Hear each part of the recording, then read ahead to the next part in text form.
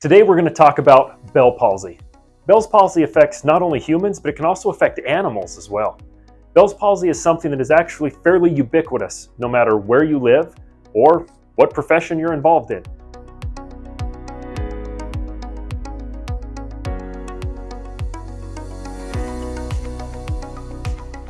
Bell palsy happens when half of your face gets paralyzed.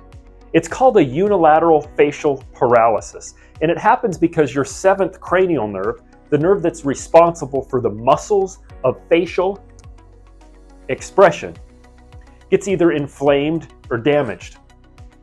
The facial nerve controls several things, and it's not only the muscles of facial expression, but the seventh cranial nerve is also involved in tear production, as well as your salivary glands. It helps you interpret and receive taste from the anterior 2/3 of the tongue. And perhaps one of the other important things that the seventh cranial nerve does is the seventh cranial nerve helps to stabilize the stapedius muscle that's in the ear. This muscle helps you hear and dampen sounds. So that when someone gets a Bell palsy, not only does half of their face become paralyzed, they start drooling and tearing excessively on that side of the face. Their taste gets changed, but things become very loud that they hear in that side of their ear.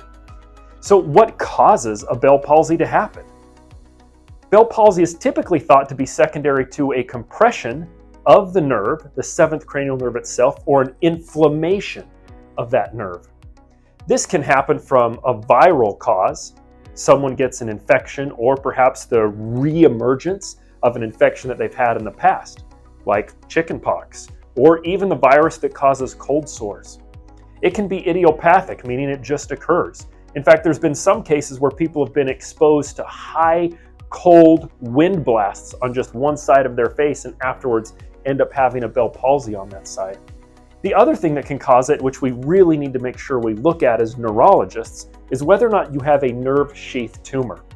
Because you see any kind of compression from a tumor compressing on the seventh cranial nerve or inflammation of that nerve right through the stylomastoid foramen will render that nerve inactive, or it will decrease its ability to function and send signals out to the muscles and the other end targets for that nerve.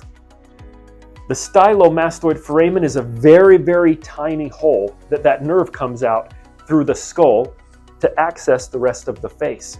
And so if you have something that inflames that nerve right where the hole is, or if you get trauma, a severe kick or a punch or a car accident that ends up pushing that nerve into that hole, the stylomastoid foramen, it can cause a Bell palsy. Now, what I see most of the time, especially as a stroke specialist, are individuals that come into the emergency room after having about 24 to 48 hours of unilateral facial paralysis, and I get called out of a concern for a stroke. And that's because a stroke can present very similarly to Bell palsy. But there's one key diagnostic feature that you should know about to help you differentiate between a Bell palsy and a stroke. And that's all in the forehead. If someone has a stroke and they come in, their forehead will not be affected. In a Bell palsy, you can't even raise the eyebrows on one side of the face. So the entire face is drooping.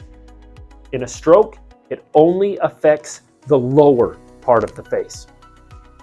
Now, there are some rare instances where people come in and they have bilateral facial palsy. This is their entire face is out. And when we see that as physicians, the number one thing we think about is Lyme disease. Lyme disease can affect both sides of the face by involving both cranial nerves.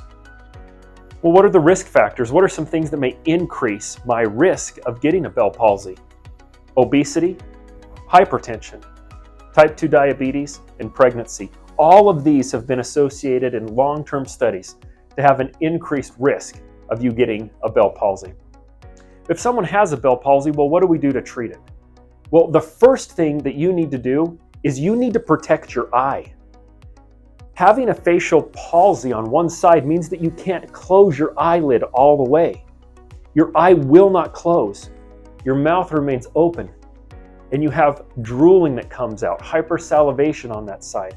But in order to protect your cornea from getting scratched, you need to put in an ointment or an eye drop. And at night, you have to wear an eye patch. If someone rolls over at night on their pillow with a Bell palsy and their eye is open, they'll scratch their cornea and can cause permanent damage to their eye. So eye care is of the utmost importance. If you get a Bell palsy and you get to your doctor within the first 24 to 48 hours, or what is most likely determined to be the earlier the better, we can start you on steroids or glucocorticoids, things such as prednisone. These have been shown to help speed up the recovery, and in some cases, they can decrease your risk of getting a recurrent Bell palsy. That can happen in around 10% of patients that get Bell palsy. Sometimes we treat people with antiviral medications as well, and then rehab and exercises. These are the mainstay treatments for someone that gets Bell palsy. Starting a steroid or a glucocorticoid, plus or minus an antiviral, making sure they do rehab for their facial muscles, and ensuring that they have proper eye care. So what is the prognosis if I get a Bell palsy? The large majority of cases, the Bell palsy goes completely away. And in fact, in most people that get a Bell palsy, they don't require treatment for their Bell palsy to improve.